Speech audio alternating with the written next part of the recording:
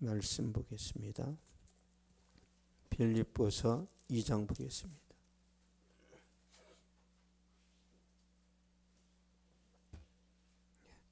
빌립보서 2장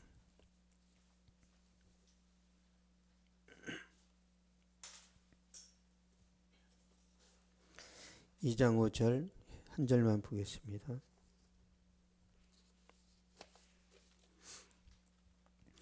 시작. 너희 안에 이 마음을 품으라. 곧 그리스도 예수의 마음이니. 아멘.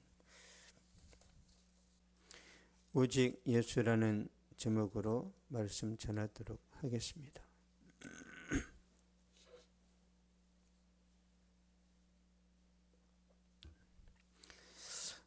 이스라엘 백성들의 세계관이 있어요. 중국 사람들도 그 중화사상이 있죠. 중화사상. 모든 나라의 중심이 중국이다. 그래서 중국은 이제 그런 우월감이 있단 말이에요. 그래서 약간 다른 나라를 무시하는 경향이 있습니다. 그렇다 보니까 중국이 지금 좀 소외되고 코너에 몰려서 어려움을 당하고 있는데, 그러니까 중국 사람에게는 중화사상이 있다면 이스라엘 백성들에게도 그 나름대로 이제 세계관이 있는데요. 탈무드에 보면 이런 내용이 있어요. 우주의 중심은 지구다. 지구의 중심은 이스라엘이다. 이스라엘의 중심은 예루살렘이다. 예루살렘의 중심은 성전이다. 성전의 중심은 지성소다. 그리고 지성소의 중심은 언약궤다. 언약궤의 중심은 십계, 곧 하나님의 말씀이다. 그래서 이스라엘 백성들은 어려서부터 토라를 암송합니다. 토라는 창세기, 출애굽기, 레위기, 민수기, 신명기, 이 모세오경을 이스라엘 백성들은 어렸을 때 다 암송을 시켜요. 왜? 하나님 말씀 중심이니까. 그래서 하나님이 그 나라 그 백성을 쓰시는 부분이 있습니다. 그렇다면 십계에서 말하는 하나님의 말씀이 무엇인지 확인해 보겠습니다. 요한복음 1장 보겠습니다.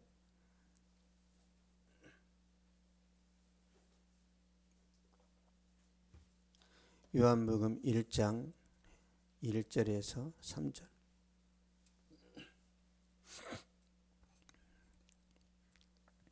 시작. 태초에 말씀이 계시니라. 이 말씀이 하나님과 함께 계셨으니 이 말씀은 곧 하나님이시니라.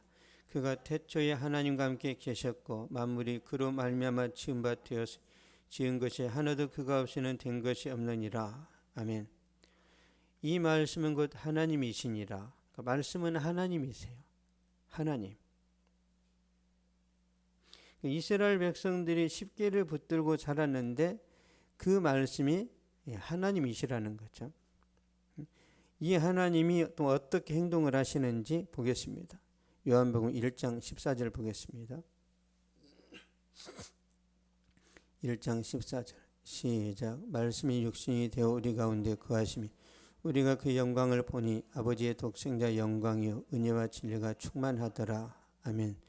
말씀이 육신이 되어 우리 가운데 거하심에, 여기서 말씀은 예수 그리스도입니다. 예수님이 사람의 몸을 입고 이 땅에 오셨어요. 이것을 이제 성육신 하셨다 그래요. 성육신, 인카네이션. 예수님이 사람의 몸을 입고 이 땅에 오셨어요. 그래서 예수님은 우리 삶의 중심이고 예수님은 우주의 중심이고 또 역사의 중심입니다. 우리가 믿든지 안 믿든지 예수님은 모든 것의 중심이세요. 객관적인 사실이란 말이야. 그러니까 우리가 주관적으로 거부할지라도 이건 사실입니다. 이 객관적인 사실을 주관적인 사실로 받아들이는 사람은 복을 받는 것이고, 이걸 인정 안 하면, 그러니까 하나님의 살아계심, 하나님의 구원을 인정 안 하면 그 사람만 손해입니다. 아무리 우리가 이 나라를 부정하고 욕하고 막 비난한다 하더라도 우리나라가 망해요? 안 망합니다. 안 망해요. 우리가 믿는 하나님이 그런 존재예요.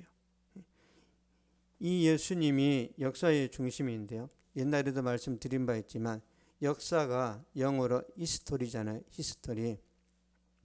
이 히스토리는요. 히스라는 단어와 스토리라는 단어가 합성된 겁니다. 그래서 그의 이야기예요. 히스토리라는 뜻은 그의 이야기. 여기서 말하는 이 그가 누구예요? 예수님. 일반 역사 속에서도 예수님이 주인공이라니까. 왜 그러냐면 우리가 이제 BC, AD를 나누잖아요. 그러면 BC의 뜻은 뭐냐면 비포 크라이스트예요. 주전. 예수님이 태어난 그 전을 BC, 태어난 이후, 지금 2022년이죠. 이걸 이제 AD라고 하죠. AD. AD가 무슨 뜻이냐면 아노 도미니, 라틴어로 주후라는 뜻입니다. 그러니까 세상 사람들이 예수님을 믿지 않아도 이 연도를 계속 쓴다니까요. 이거를. 로마에서 이걸 정했겠죠. 그때 당시 로마가 이제 막강한 제국이었으니까. 그러니까 하나님은 일반 역사 속에서도 역사를 하세요. 모든 것을 관여하십니다. 모든 것을. 그러니까 역사의 중심인 예수님이 이 땅에 오신 목적이 뭔지 한번 보겠습니다. 마태복음 11장 28절.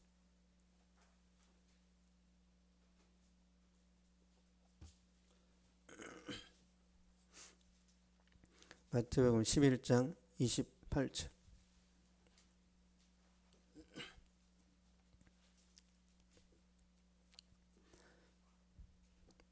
28절 읽겠습니다. 시작. 수고하고 무거운 짐진 자들아 다 내게로 오라. 내가 너희를 쉬게 하리라. 아멘. 수고하고 무거운 짐진 자들아 다 내게로 오라. 내가 너희를 쉬게 하리라. 예수님이 이 땅에 오신 목적이 여기에 있어요. 그래서 힘들면 주님께 맡기세요. 주님, 저 직장 생활이 힘들어요.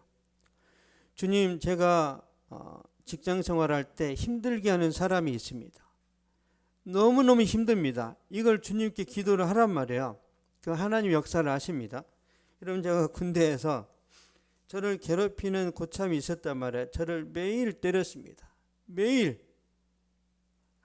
아무 이유가 없어요. 제 고참, 제 사수가 자기를 괴롭혔대요. 제 사수가. 이제 제 사수는 제대를 해버렸으니까 매일 때립니다. 그 제가 그냥 트라우마가 생겼어요. 트라우마가. 저는 김씨가 싫어. 김준홍입니다. 김준홍. 아직까지 이름이 생각나네. 너무 힘드니까 제가 하나님께 기도했단 말이에요. 하나님, 저 좀 살려주세요. 저 좀 살려주세요. 그래서 이 김준홍이가 항문에 치질 걸려서 후송을 갔어요. 치질 걸려서 1년 만에 돌아왔어요. 그 김준홍이가 돌아왔을 때 저는 상병이 되어 있었어요. 이젠 더 이상 그렇게 힘들지 않아도 된 짬밥이 됐단 말이에요. 너무너무 고통스러웠단 말이에요. 그래서 여러분이 어떤 상황에 있든지 힘들면 주님이 약속하셨죠. 내가 너희를 쉬게 하리라. 이 말씀을 믿으셔야 돼요. 반드시 도와주십니다. 하나님, 직장에서 일이 너무 많습니다. 다른 사람을 더 뽑을 수도 있어요. 아니면 편한 대로 옮겨줄 수도 있습니다. 그러니까 그런 쉼도 주시지만 여기서 말하는 쉼은 죄로부터의 평안, 쉼을 말합니다. 예수님이 이 땅에 오신 목적은 우리 죄 문제를 해결하기 위해서 오셨습니다.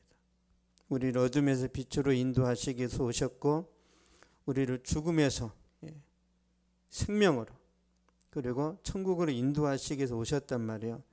그러므로 우리가 예수님을 구세주로 믿었어요. 그렇죠? 우리는 구원받은 거예요. 결코 우리의 구원은 흔들리지 않습니다.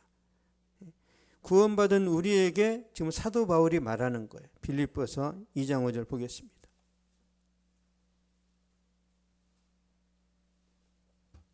빌립보서 2장 5절.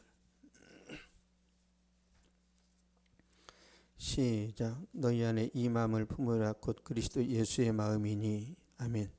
너희 안에 이 마음을 품으라.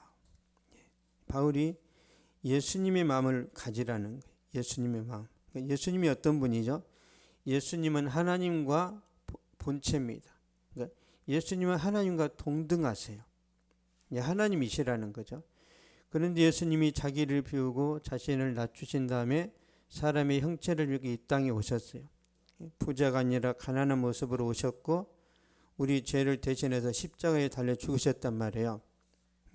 그러니까 가장 비참한 모습으로 십자가에 달리셨는데, 빌립보서 2장 8절 보겠습니다. 어떤 모습인지. 빌립보서 2장 8절. 시작. 사람의 모양으로 나타나서 자기를 낮추시고 죽기까지 복종하셨으니 곧 십자가에 죽으심이라. 아멘. 자기를 낮추시고 죽기까지 복종하셨으니, 예수님이 하나님 말씀에 이처럼 복종하셨죠. 예수님의 마음이 어떤 마음이냐면 겸손한 마음이에요. 겸손. 그래서 예수님은 겸손한 사람을 축복하십니다. 예수님은 교만한 사람은 싫어하시고 겸손한 사람은 하나님이 축복하세요. 그래서 여러분이 직장에서도 겸손하면 기회가 많이 옵니다. 친구들 사이에서 겸손하면 좋은 혜택을 받을 수 있어요. 하나님 앞에서는 뭐 당연하죠.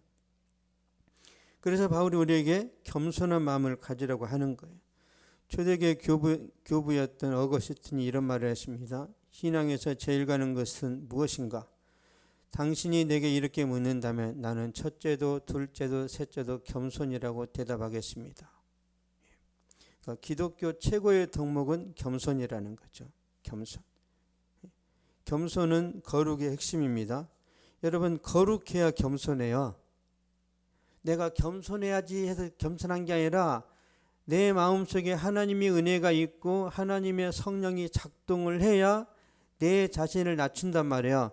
내가 내 눈으로 봐도 저놈이 나보다 분명히 더 부족한 걸 아는데도 어떻게 겸손할 수가 있어요? 아니, 내가 더 실력이 있고 더 좋은 직장 다니는데 어떻게 내 친구보다 더 내 자신을 낮출 수 있냐고요? 불가능합니다. 그래서 자기보다 부족한 사람 앞에서 내 자신을 낮출 수 있는 것은 내 인간적인 의지로 안 돼요. 하나님이 우리 안에서 뭔가 일을 하셔야 돼요.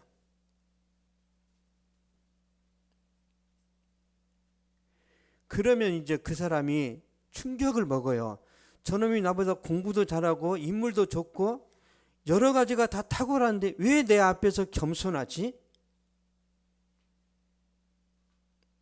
이때 하나님이 일하신단 말이에요. 이때. 그래서 우리가 겸손하다는 것은 이미 하나님이 그 사람에게 많은 은혜를 주셨다는 거예요. 겸손은요, 그 마음속에 하나님을 모시는 일입니다. 그래서 겸손한, 그러니까 하나님이 나의 모든 것이 되었을 때, 그때 내가 겸손해질 수 있어요. 하나님이 나의 모든 것이 되고 내 존재는 아무것도 아니라는 것을 깨닫게 됐을 때 그때 겸손합니다. 그래서 그런 은혜가 임해야 제가 우리 마태한테 겸손하다니까요. 이 사람 힘으로 안 돼요. 하나님이 역사를 하셔야 돼요. 여러분이 겸손하기를 하나님 원하시는 이유는 다른 거 아니에요.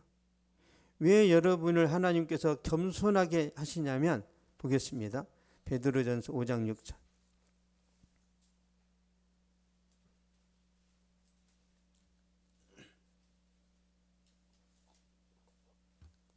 베드로전서 5장 6절.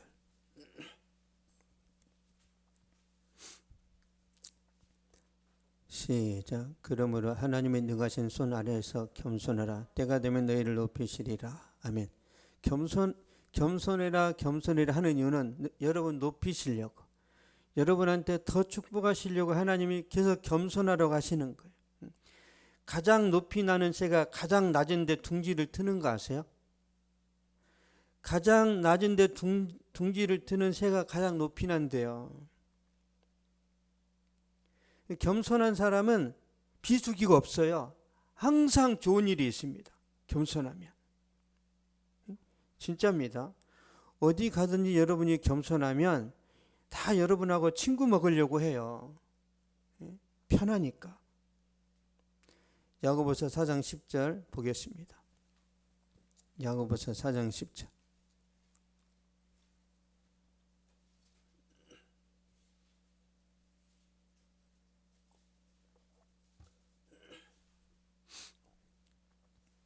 야고보서 4장 10절. 시작. 주 앞에서 낮추라. 그리하면 주께서 너희를 높이시리라. 아멘. 주 앞에서 낮추라. 그리하면 주께서 너희를 높이시리라. 겸손하면 계속 높이신다는 거죠. 그 가수 비라는 사람이 있죠. 비하고 김태희하고 결혼을 했단 말이에요. 가수 비는 단국대를 나왔습니다. 김태희는 서울대를 나왔어요. 약간 안 맞는 것 같죠. 그래서 의심이 들어서 그런지 모르지만 비한테 묻습니다. 사는데 괜찮냐? 너무 행복하다. 왜? 김태희가 너무 겸손하대요. 우리나라 최고의 대학을 나왔는데 겸손하대요. 비는 축복받은 거죠. 대부분은 겸손하지 않습니다. 왜 겸손할까요? 아무리 예쁘고 명문대를 나왔다 하더라도 교만하잖아요. 피드들이 안 씁니다. 안 써요. 요즘은. 옛날에 고현정이가 피디를 막 훈계하고 괴롭힌 적이 있죠. 드라마에 출연을 안 시킵니다. 찍힌 거예요. 예전에 제가 어떤 그 예능을 봤었는데 전도연 씨가 나왔단 말이에요. 전도연 씨가 누구랑 이야기하는데 전도연 씨를 출연시켰던 감독이 그 자리에 왔는데 감독이 덜인 것 같았어요. 동년배거나. 전도연이가 감독이 나타나니까 바로 무릎을 꿇더라고요. 야, 그래서 계속 주연으로 쓰는구나.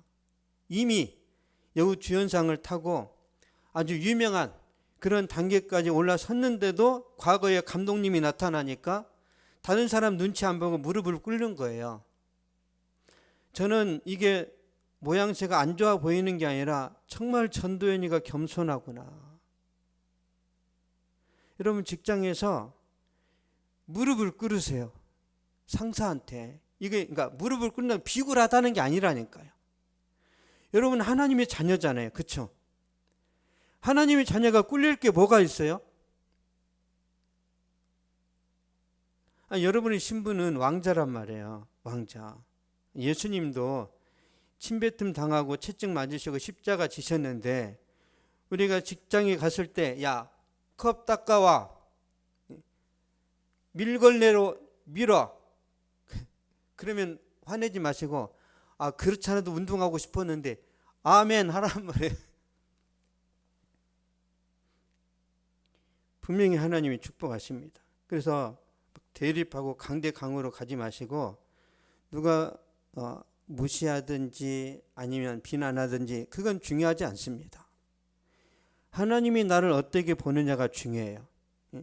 하나님은 여러분을 다 사랑하십니다. 믿으시죠? 여러분은 여러분 자신을 사랑하시나요? 여러분이 여러분 자신을 사랑해야 됩니다. 그래야 자존감이 올라가요. 자존감이.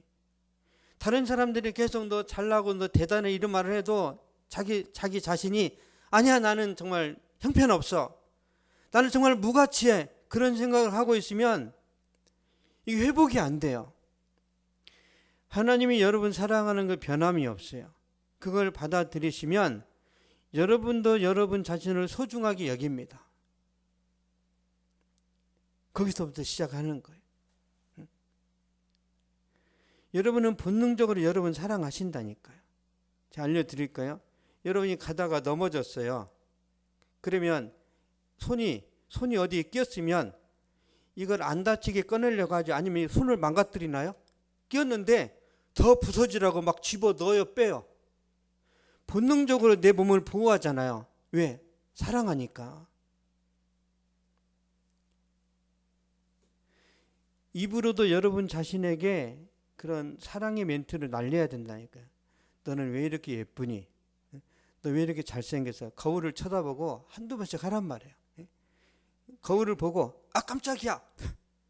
여러분 얼굴 보고 놀라야 돼요. 왜 이렇게 잘생겼어? 그게 사실이 아닐지라도 여러분 저는요 제가 우리 이삭이 볼 때마다 다 예쁘고 잘생겼다. 왜? 내 자식이니까. 내 자식만 사랑하지 말고 내 자신도 사랑해야 된단 말이에요. 저는 제 자신을 사랑합니다. 그래서 하루에 2끼만 먹어도 살아요. 저는 하루 2끼만 먹어요. 2끼. 2끼하고 간식. 전혀 문제가 없습니다. 근데 사랑을 못 받으면 계속 배고프다라는 착각을 일으킨단 말이에요. 그래서 더 먹고 더 먹다가 이제 나중에 살찌는 거죠. 자기를 아끼고 사랑하는 사람들은 살도 안 찝니다. 살 안 쪄요. 여러분 겸손은 능력이라는 거 꼭 믿으시고요. 겸손은 축복을 가져온다는 걸 기억하시기 바랍니다. 에스더라는 사람이 있는데요. 에스더는 유다인인데 유다인이 페르시아의 포로로 끌려갔죠. 근데 이 에스더가 어떻게 하나님 은혜로 페르시아 제국의 왕비가 되었어요. 그런데 유다인을 미워했던 하만이라는 사람이 있습니다. 근데 하만이 모르드게가 자기한테 인사 안 한다는 것을 알고 화가 났는데 사람들이 이 모르드게가 유다인이다 그러니까 그래? 그러면 모르드게 한 사람만 죽이는 것으로 양이 안 차니까 모든 유대인을 내가 학살을 해야 되겠다. 그래서 왕한테 뇌물을 먹이고 법을 제정해서 이스라엘 백성들을 다 죽이기로 결심을 합니다. 모르드게가 그 사실을 알고서 길바닥에 엎드려서 이제 금식 기도를 하는데요. 에스더라는 사람이 사촌 오빠 모르드게의 소식을 듣고 나서 사람을 보내는 거예요. 왜 지금 길바닥에 앉아서 그렇게 죄를 뒤집어쓰고 금식 기도를 하느냐? 그랬더니 모르드게가 그 상황을 설명하는 거예요. 지금 우리 유다인이 다 죽게 생겼으니까 빨리 왕 앞에 나가서 우리 억울함을 이제 가서 전해라는 거죠.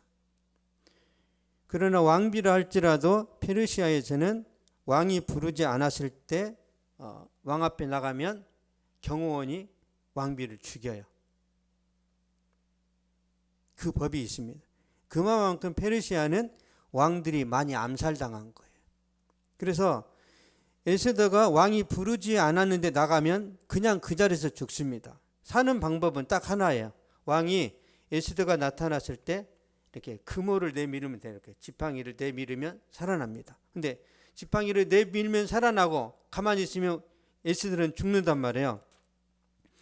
그렇게 이야기를 하니까 모르드게가 이렇게 이제 무서운 말씀을 하게 되는데요. 에스더 4장 보겠습니다.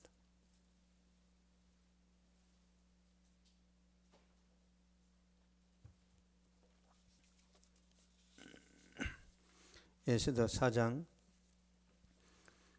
13절 14절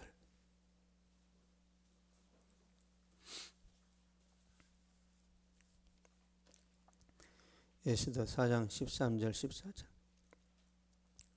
시작. 모르드게가 그를 시켜 에스더에게 회답하되 너는 왕궁에 있으니 모든 유다인 중에 홀로 목숨을 건지리라 생각하지 말라. 이때 내가 만일 잠잠하여 말이 없으면 유다인은 다른 데로 말미암아 노임과 구원을 얻으려니와 너와 내 아버지의 집은 멸망하리라. 내가 왕위의 자리를 얻은 것이 이때를 위함이 아닌지 누가 알겠느냐 하니. 아멘. 이때 내가 만일 잠잠하여 말이 없으면 유다인은 다른 데로 말미암아 노임과 구원을 얻으려니와 너와 너의 아버지의 집은 멸망하리라. 협박하는 거예요. 네가 왕비가 됐다고 지금 가만히 있으면 너는 죽을 것이고 하나님이 유다인은 다른 길을 찾아서라도 구원하신다는 거죠. 모르드게의 말을 들은 에스더가 즉시 3일 금식 기도를 합니다. 그리고 죽으면 죽으리다라는 믿음으로 왕에게 나아갔는데 왕이 금호를 내밀어서 살아났고 유다인의 억울함을 전해서 자기 민족을 구원해냅니다. 그래서 에스더는 민족의 영웅이 돼요. 프랑스의 잔다르크 같은 사람이 됩니다. 에스더가 이스라엘 민족을 구원해내요. 중요한 것은 사촌 오빠의 계급은 9급 공무원입니다. 말단 직원인데 왕비가 말단 직원 공무원의 말을 듣는 거예요. 그러니까 에스더는 왕비가 되기 전이나 왕비가 된 이후나 똑같이 겸손하다는 거예요. 멋있죠? 그래서 하나님이 축복하시는 겁니다. 여러분이 잘 안 나갈 때나 잘 나갈 때나 동일하게 겸손하면 돼요. 그렇죠? 유재석 씨가 교회는 안 다니지만 겸손하잖아요. 지금도. 어떻게 최고의 MC로 10년 이상 가냐고요. 겸손한 거예요. 그런 거 우리가 배워야 됩니다. 교회를 안 다니는 사람을 보면서도 배워야 돼요. 교만하면 잘 되다가 다 털립니다. 그래서 여러분이 돈을 벌 때도 항상 돈이 없는 것처럼 사세요. 다른 사람들이 볼 때 저 사람 부자 같다. 그러면 사기꾼이 붙으니까 가난한 것처럼 항상 정말 서민처럼 사시란 말이에요. 진짜 부자들은 잘 안 갚고요. 그래서 여러분들이 그 슬럼프 없이 계속 잘 되면 좋겠어요. 계속 목마르다고 하세요. 하나님, 저는 목마릅니다. 히딩크처럼 계속 목마름을 느껴야 돼요. 만족함을 가지면 안 됩니다. 그래야 여러분이 발전도 하고 더 이제 도약할 수 있는 거죠. 빌립보서 2장 9절 10절 보겠습니다.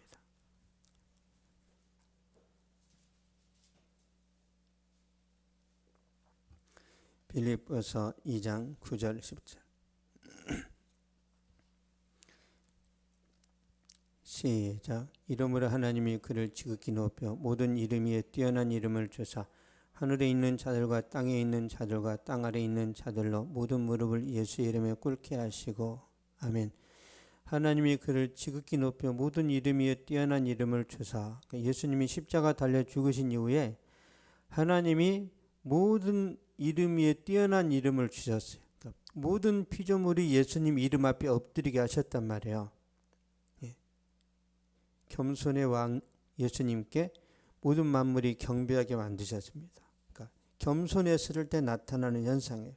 그래서 저와 여러분도 겸손하면 하나님이 높이십니다. 이건 그냥 법칙이에요. 법칙. 누가복음 14장 11절 보겠습니다.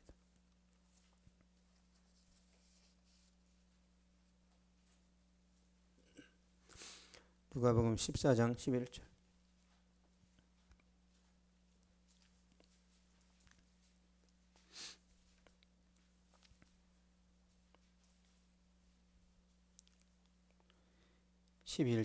시작. 무릇 자기를 높이는 자는 낮아지고 자기를 낮추는 자는 높아지리라.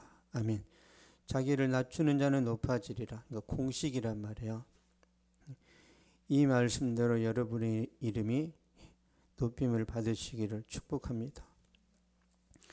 이제 2022년이 시작되었는데요. 그러나 코로나 팬데믹은 계속되고 있고 경제적으로 어렵고 취업의 기회도 줄어들고 마음껏 모임을 가질 수도 없고 그런 지가 벌써 3년째 접어들고 있습니다. 최악의 상황이죠. 그럼에도 불구하고 우리가 겸손하고 예수님의 마음을 본받을 때 하나님이 은혜를 주시고 축복을 주십니다. 누가복음 22장 42절 한번 보겠습니다.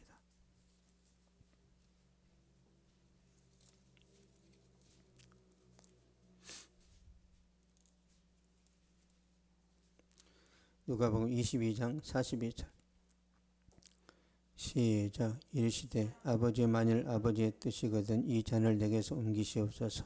그러나 내 원대로 마시옵고 아버지 원대로 되기를 원하나이다 하시니. 아멘. 내 원대로 마시옵고 아버지 원대로 되기를 원하나이다. 굉장히 무서운 기도예요. 여러분, 우리의 소원이 있잖아요. 우리의 계획이 있고 나의 계획을 내려놓을 때 하나님이 역사하십니다. 나의 계획이 있단 말이에요. 다. 나는 이렇게 살고 싶고, 나는 이런 사람과 결혼하고 싶고, 나는 이렇게 잘 되고 싶은 이런 계획들이 있는데, 이걸 내려놓으면은 우리 인생이 망하는 게 아니라 하나님이 놀라운 일들을 행하신단 말이에요. 그래서 자기 부정하는 게 쉽지 않습니다. 자기를 부정하고 하나님의 뜻을 붙드는 것이 겸손이란 말이에요. 예수님이 그렇게 하셨을 때 어떤 결과가 있는지 마가복음 16장 보겠습니다.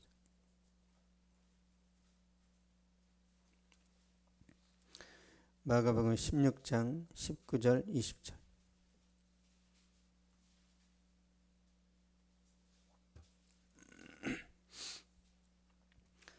19절 20절 시작. 주 예수께서 말씀을 마치신 후에 하늘로 올려지사 하나님 우편에 앉으시니라. 제자들이 나가 도로 전파할새 주께서 함께 역사하사 그 따르는 표적으로 말씀을 확실히 증언하시니라. 아멘. 하늘로 올려지사 하나님 우편에 앉으시니라. 예수님이 스스로 올라가신 게 아니에요. 예수님이 올려짐을 당했단 말이에요. 하나님이 강권적으로 예수님을 높이셨다니까요. 승천하게 하시고 하나님 우편에 앉게 하시고 그 우편에서 사역을 하시는 거예요. 그러니까 하나님께서 하나님 보좌 우편에서 복음 사역을 하시는 거예요.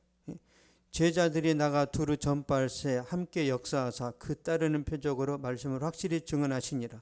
그러니까 예수님이 승천하신 다음에 성령을 보내셔가지고 일하시는 거죠. 이런 영적인 원리가 우리에게 동일하게 적용이 됩니다. 그래서 내가 겸손하고 내 자신을 부정하면서 하나님을 붙들었을 때 내가 생각했던 것보다 훨씬 더 좋은 그런 결과가 있어요. 근데 그 영적인 어떤 원리와 사실을 알아야 우리가 이걸 하죠. 모르니까 모르는 거예요. 하나님의 뜻을 모르니까 시도를 안 하는 거예요. 여러분, 하나님 말씀을 우리가 알잖아요. 그러면 진짜 하나님이 그렇게 하시는지 안 하시는지 내가 한번 해볼 수 있잖아요. 그렇죠? 그게 중요합니다. 예수님이 우리 죄 때문에 십자가에 달려 죽으셨고 무덤에 장사되었고 죽기까지 순종하셨죠. 그러자 하나님께서 예수님을 부활시키시고 하늘로 끌어올리시고 천상에서 귀한 일을 하게 하셨단 말이에요. 근데 그 하나님께서 지금 우리가 이제 코로나 때문에 힘들고 최악의 상황을 보내고 있는데 그럼에도 불구하고 우리가 겸손하게 하나님을 붙들었을 때 하나님께서 역사하신다는 거죠. 저는 2022년에는 우리 교회도 잘 될 거라고 믿고 여기 있는 모든 분들이 잘 될 거라고 믿습니다. 하나님 원하시는 건 겸손이에요. 겸손. 근데 이 겸손이라는 것이 내 의지로는 한계가 있습니다. 그래서 내가 겸손하기 위해서는 계속 은혜를 받아야 되고 기도해야 되고 성령의 도우심을 받아야 돼요. 결론을 맺겠습니다. 겸손의 모델은 예수님이신데요. 예수님은 항상 겸손하셨습니다.